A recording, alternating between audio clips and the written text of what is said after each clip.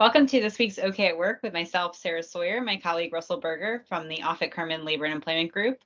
And today we are talking about the rumblings of recession on the horizon. So, been some talk that we might be headed for one. The Yahoo Finance Watch, all these different, Business Insider, lots of news stories about it right now. Something we often see a lot of during recessions is more fighting, more fighting with employees, more fighting with vendors, different commercial disputes. So what should business owners be thinking about with all these news stories about recession, Russell?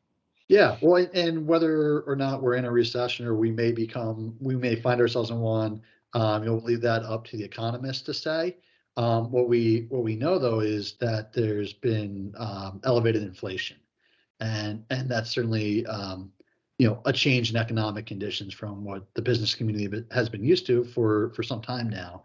And as you mentioned, inflation or a recession will create scarcity of resources. And I mean, that's basically, by definition, I think what it means from an economic perspective is there's just, less money to be had.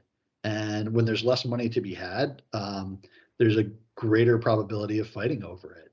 And things that, where there may have been a business solution to resolve a conflict may now fall to a litigation solution.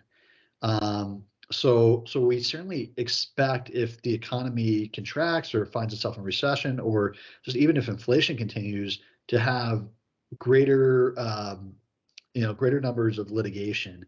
And from a practical standpoint, what I think that means for business owners is to guard against that risk because as we've said many times on here, litigation is expensive and it's not a place you want to be, and it's hard to feel like you actually get a win in litigation. Not impossible, but hard.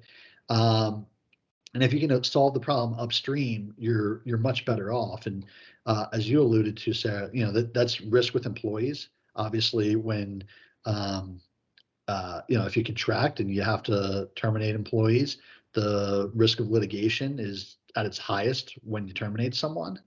Um, but it's also, in business to business context, whether it's collecting and making sure customers are paying, versus vendors and being super aggressive about their collection tactics. Those are things, or just any kind of general business to business dispute. Fighting for space in the marketplace. So whatever you can do to get upstream and either solve those problems or shore up your position on any issues that feel like they could be brewing into a conflict, would be advantageous.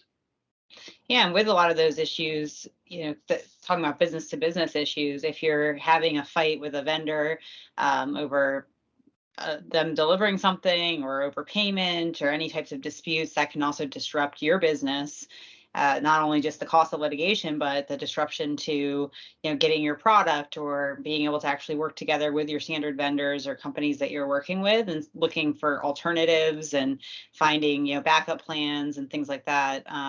Might be a good idea as well, just given disruptions that might be happening depending on what your business is, how much you rely on other companies to do what you do, and getting paid to do what you do, things like that. So all things to consider, kind of the effects of the collateral damage of any types of disputes that you might get in as it relates to these types of issues. Yeah, I mean, I think it's just kind of general common sense. As the tension rises, you're better off if you've prepared for it, if you've planned for it, and if you've been able to set yourself up for it. And again, you might not know exactly where that fight is going to come, but you're at greater risk across the board.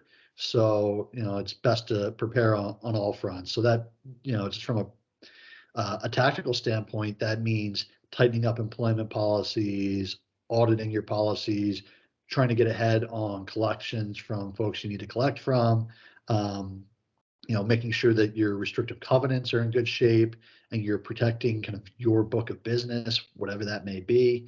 Those are all things that you can do now that will serve you well if we actually find ourselves in harder economic times.